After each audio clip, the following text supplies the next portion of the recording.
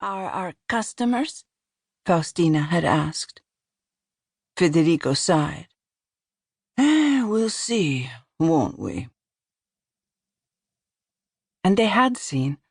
Their customers had slowly come back, some looking to have their clothing remade to fit bodies that had become leaner during wartime, some wanting skirts tapered to look fashionable again, some carrying a coat or a dress or a sweater left behind by a loved one, asking Federico if there was anything he could do to keep their memories alive. I can help, Giovanna told a young mother whose husband had died only 6 months after their child had entered the world. She took the coat the mother brought and turned it into a stuffed rabbit for the little girl, its ears lined with scraps of satin, its face embroidered with gold thread. The whole time she was sewing, Giovanna wished she still had one of her mother's coats. It had been more than 6 years since her mother died.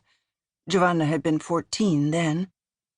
She wished she'd been able to carry a small piece of her mother with her all these years, hold that piece in her arms, keep her close.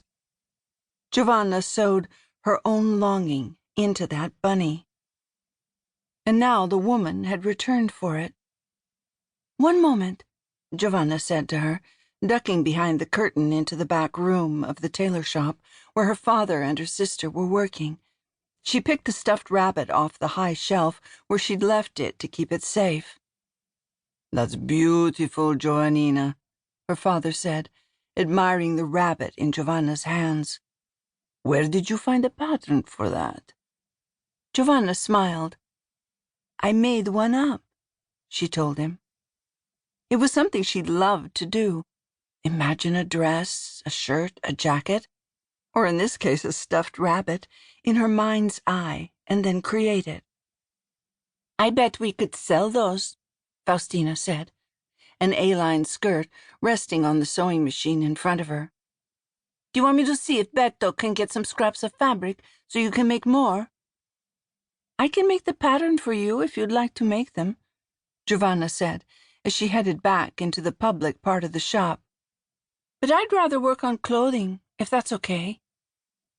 She loved how a beautifully fitting dress could give a woman confidence, how perfectly tailored pants could make a boy feel like a man.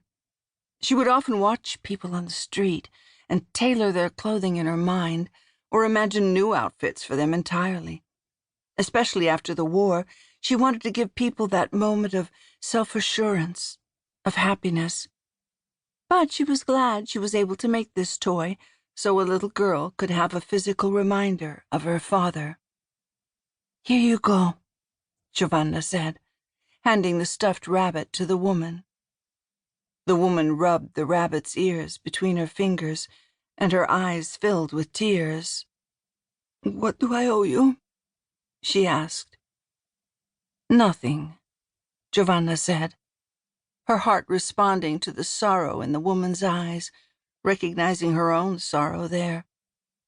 It's my gift to your daughter. Oh, you must take something, the woman said. Perhaps a trade. I still have some plum jam from this summer.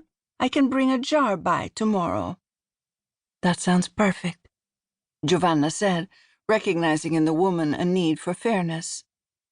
My family and I love plum jam.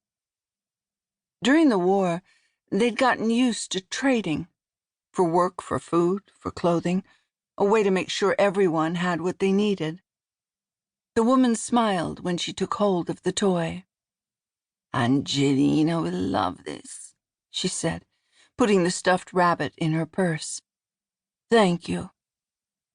You're welcome, Giovanna told her, noticing how loosely the woman's clothing hung on her body, wondering whether it was sorrow or scarcity that had stolen her appetite. When Giovanna looked up, there was another customer waiting. A young man, about her age, with warm brown eyes, looking at her intently. The intensity of his gaze made her heart flutter. Giovanna's eyes locked with his, and she couldn't look away. It felt like he was looking straight